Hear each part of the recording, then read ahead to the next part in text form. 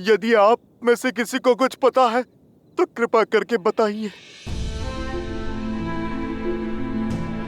कभी कभी समस्या के साथ ही हल होता है हनुमान। ये घात राक्षसों से मिला है, इसका हल भी राक्षसों के पास ही होगा। अर्थात ये है हनुमान, पिछली बार इंद्रजीत पूर्णतः चोट खाकर गया था, परंतु इतने शीघ्र वो शक्तिशाली होकर लौटा। कदाचित उनमें से किसी के पास शक्ति अस्त्र के घात का हल होगा। एक है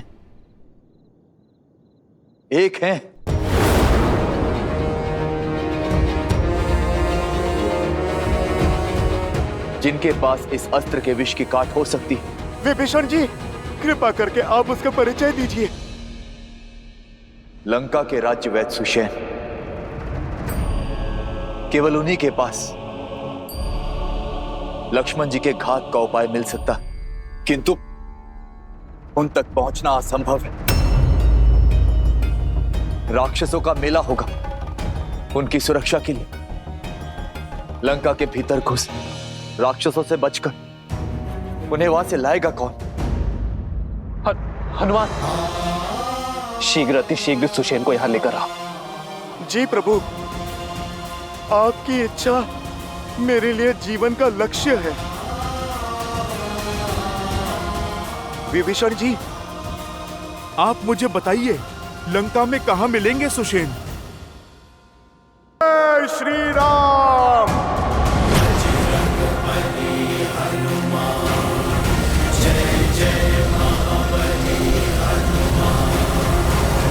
सावधान, लंकेश पधार रहे हैं।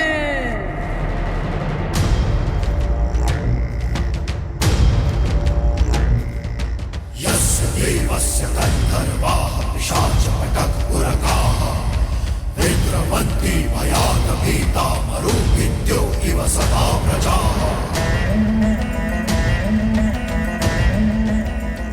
कुछ अनुभव किया सीता?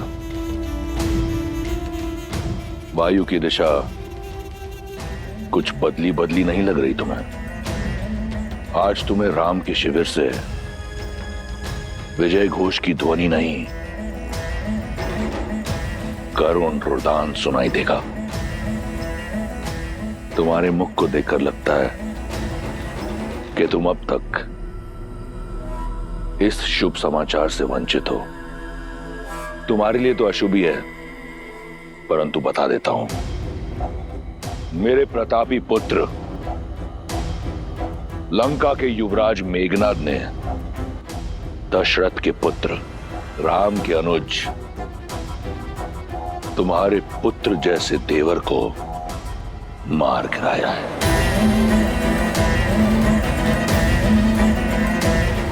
वो इस समय अपनी आखिरी सांसें ले रहा होगा। लक्ष्मण भैया,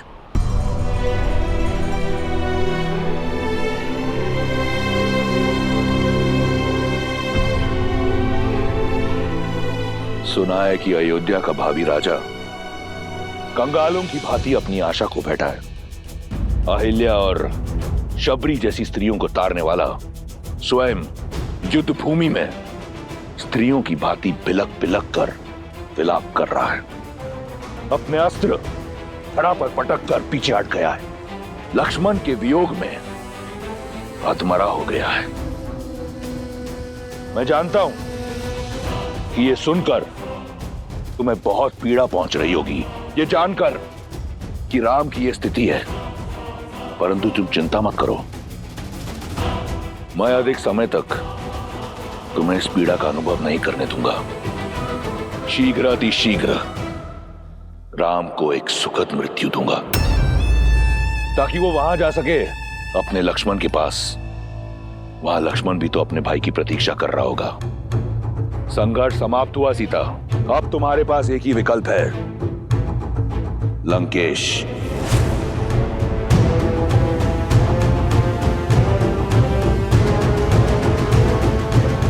अब अपने भ्रम से मेरा विश्वास नहीं तोड़ सकते तुम रावण। मेरे श्री राम मेरी आस के सागर है, मेरे विश्वास का स्रोत है, और जब तक मेरे श्री राम है लक्ष्मण भैया को कोई संकट छू भी नहीं सकता। मेरे श्री राम लक्ष्मण भैया को बचाने के लिए कोई ना कोई उपाय अवश्य खोज लेंगे। विश्वास बड़ी घातक माया है विश्वास की। संपूर्ण संसार रघुवंशी की मृत्यु पर मौन है, परंतु तुम्हारा विश्वास कहता है कि उसे कुछ नहीं होगा। कौन बचाएगा उसे? मेरे इंद्रजीत के भ्रम शिरास्त्र ने सभी वानरों को नष्ट कर दिया है। अब कोई नहीं है राम के पास।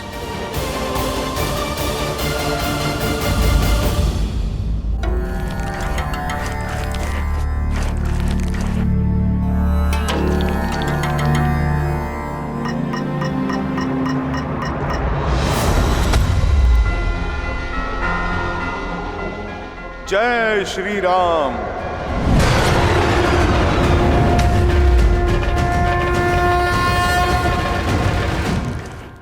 वैद्य सुषेण, शीघ्र औषधि दीजिए, बहुत से सैनिक घायल हो गए हैं। शिष्य, ओ, तो ये है सुषेण वैद्य।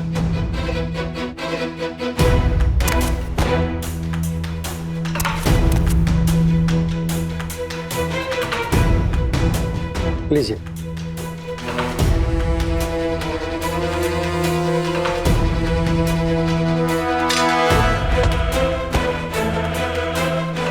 अरे, बड़ा विचित्र कीट है, कभी देखा नहीं। बड़ी शीघ्र भूल गए, मुझे ठीक से देखो। अरे मुझे पहचानो, मैं तो वही हूँ जिसने तुम्हारी ये लंका जलाई थी, वो भी 2 बार।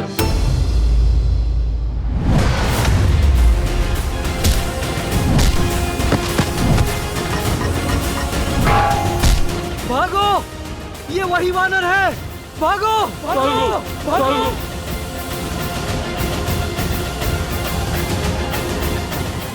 वैद्य जी, आप चलिए मेरे साथ। आइए। मुझे मत मारो, मैं सैनिक नहीं, राजवैद्य हूँ। आप इसीलिए जीवित हैं। आप चलिए मेरे साथ। कहाँ? मैं लंका का राजवैद्य हूँ। मेरी समस्त जड़ी बूटियां सामग्री यहीं पर है। उचित है, तो फिर सामग्री के साथ ही ले चलता हूं मैं आपको।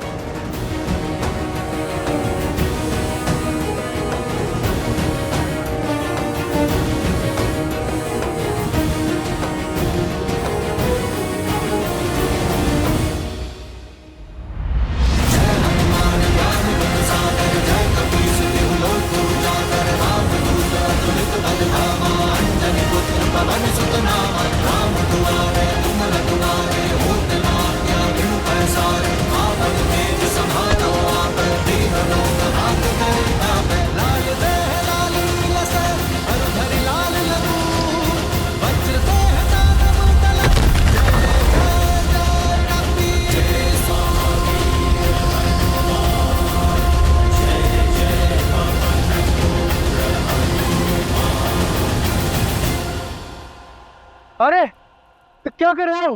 कहाँ ले जा रहे हो मुझे? बताने का समय नहीं है, बस आप यूं समझो वैद्यराज कि आपका उद्धार होने वाला है। जब मारना ही नहीं है तो कहाँ लेकर जा रहे हो? क्यों ले जा रहे हो? क्या काम है? बहुत काम कर लिया, पर आप रहे राक्षस ही। अब राम नाम जाप करने का समय है। जय श्री राम। बचाओ, बचाओ, कोई है? बचाओ, रक्षा करो मेरी। जानती हो सीता, जब जल का स्तर घट जाए तो कमल का पुष्प अपनी नाल छोटी नहीं करता, इसलिए उसका नाश हो जाता है। यही स्थिति तुम्हारे अहंकार की है। इतना समय बीत गया, परंतु तुमने अपना अहंकार नहीं त्यागा, और त्यागोगी भी कैसे? तनिक देखो, तुम रावण के यहाँ एक बंदनी हो, परंतु तुम्हारे रूप में कोई अंतर नहीं आया, और रूप और अभिमान का बहुत गहरा संबंध होता है। अब समय आ गया है कि तुम उस अहंकार को और बढ़ाओ, क्योंकि तुम लंका की पटरानी बनने जा रही हो। अपने इस भ्रम को त्यागो सुंदरी। मेघनाथ की शक्ति अस्त्र का कोई तोड़ नहीं।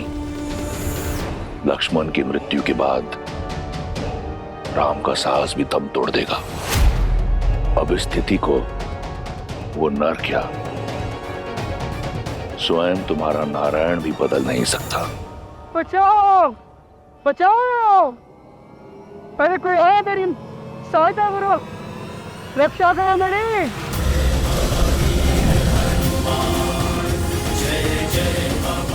बचाओ बचाओ। जुसैन, आंखें खुल गई रावण। अभी तुम्ही ने कहा ना कि मैंने अपना पुत्र लक्ष्मण को खो दिया है।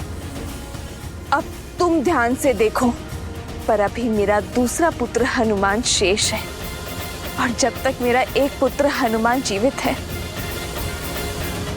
मेरे दूसरे पुत्र को कुछ नहीं हो सकता।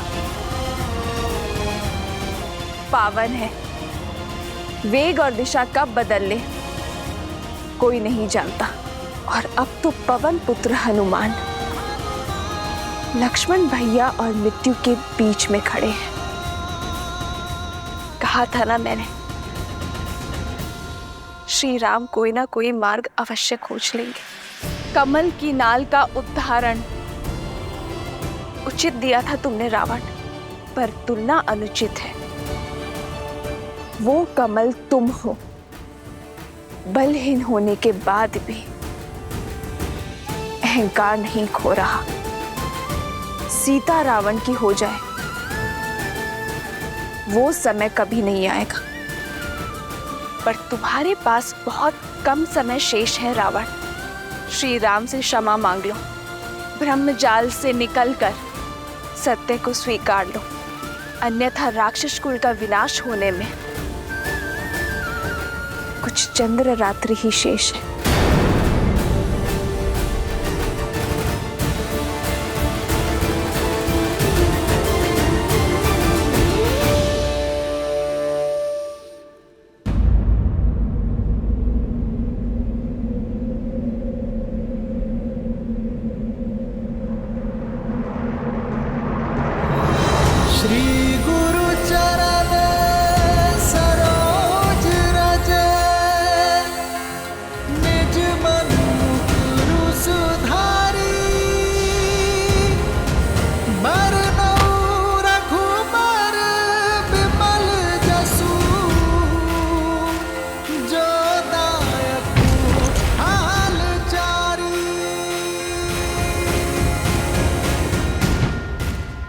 जय श्री राम।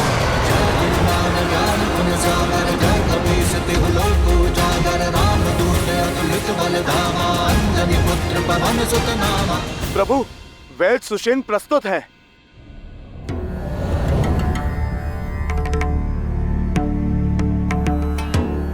ये उचित नहीं है विभीषण जी। मुझे मेरी इच्छा के विरुद्ध यहाँ इस तरह लाया गया है। मेरा घर उखाड़ दिया गया और मैं प्रभु, मैं वैद्यों को जानता हूँ। अपनी औषधियाँ और उपकरण लेने में समय लगा देते हैं, और प्रभु समय मेरे पास था नहीं। सुषेण जी, समय जटिल है। लक्ष्मण जी की मूर्छा तोड़ने में सहायता कीजिए। मैं विभीषण नहीं जो लंकेश के विरुद्ध शत्रु से जाकर मिल जाऊं। मेरी निष्ठा अभी भी लंका के लिए ही है। मुझे मृत्यु स्वीकार है, लेकिन शत्रु का उपचार नहीं। मैं अपना राजधर्म कदापि नहीं छोड़ सकता।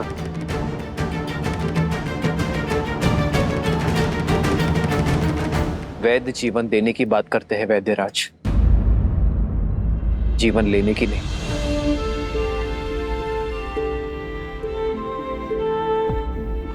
और रही बात धर्म की, तो धर्म का अर्थ, पद और परिभाषा परिस्थिति के साथ बदलती है। एक लंका का निवासी होने के नाते लंकेश की निष्ठा करते करते अपने कर्म के धर्म से मुंह मत फेर लीजिएगा। अनुमान का आपको यहां लाने का मार्ग जटिल अवश्य था, किंतु प्रयोजन में धर्म है। आपको एक शत्रु के रूप में नहीं, एक वैद्य के रूप में यहां लाया गया है।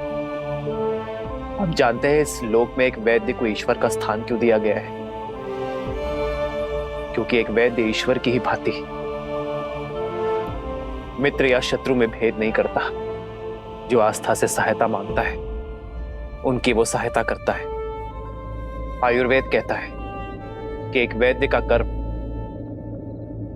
केवल एक राज्य की सीमा तक सीमित नहीं रहता। वैद्य का कर्तव्य संपूर्ण समाज, समस्त संसार का हित होता है।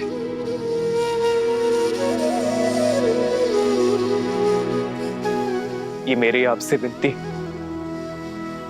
कि आप मेरे भाई की मूर्छा का उपाय कीजिए। आपको आदर सहित अपना राजधर्म निभाने के लिए लंका भेज दिया जाएगा।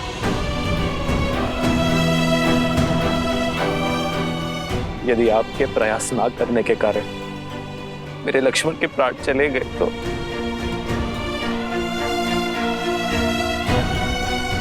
तो आपकी विद्या, आपका वैद्य धर्म कलंकित हो जाएगा। किस काम का वो ज्ञान, किस काम की वो शिक्षा जो किसी के प्राण बचाने का प्रयास तक ना कर सके।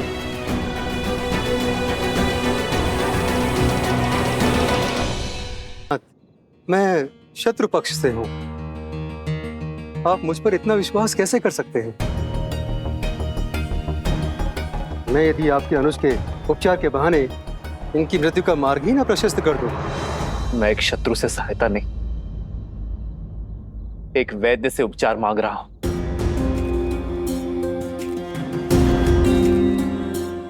मैं अपना लक्ष्मण आपको सौंपता हूं, चाहे तो इसके प्राण बचा ले,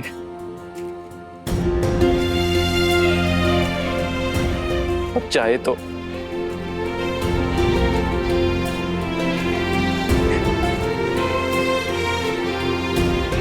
मुझे आप पर विश्वास है, ये मेरा चयन है और आप अपने ज्ञान के साथ न्याय करते हैं या अपने वैद्य धर्म के साथ कपट। ये आपका चयन है।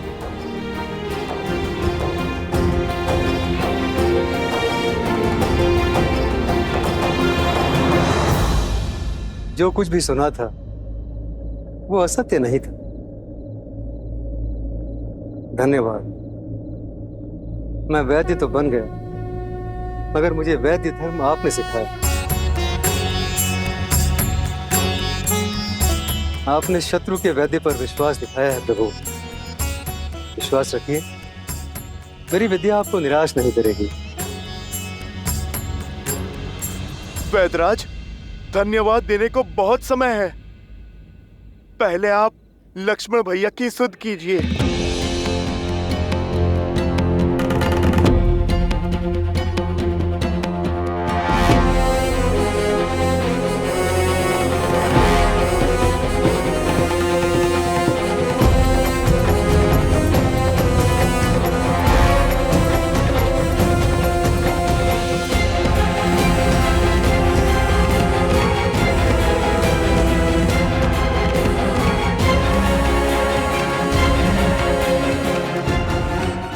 क्षमा करें रघुनंदन, इंद्रजीत के अस्त्र ने बहुत गहरा घाव छोड़ा है। न इनकी हृदय गति में नाद है, न श्वासों में प्राण।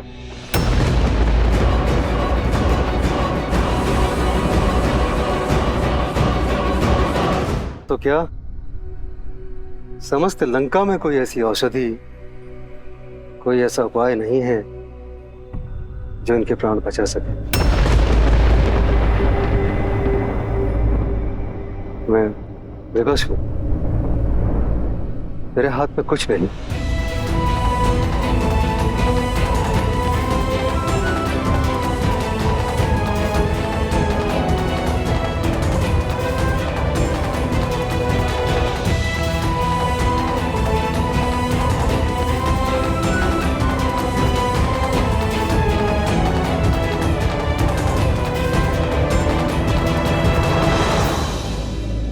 इस पूरे ब्रह्मांड में मेरे लक्ष्मण के प्राण बचाने का कोई तो उपाय होगा।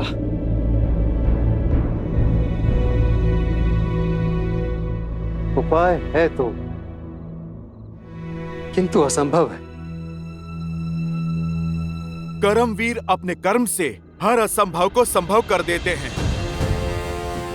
वैदराज, आप तो केवल मार्ग बताइए, उस पे चलना मेरा कर्तव्य है। हनुमान, कार्य सरल नहीं, महाकठिन है। और उसके अतिरिक्त सबसे बड़ी कठिनाई तो समय का अभाव है। लक्ष्मण के पास केवल सूर्योदय तक का समय, जिसे पाने के लिए भी देवताओं को वर्षों संघर्ष करना पड़ा। तुम उसे सूर्योदय से पहले कैसे ला पाओगे? आप बस उपाय बताइए। सुदूर हिमालय के द्रोणगिरी पर्वत पर कुछ अलौकिक और अति दुर्लभ औषधियां हैं प्रभु, जो समुद्र मंथन के समय प्रकट हुई थी। यदि सूर्योदय से पूर्व वे औषधियां प्राप्त हो जाएं, तो लक्ष्मण के प्राण बच सकते हैं।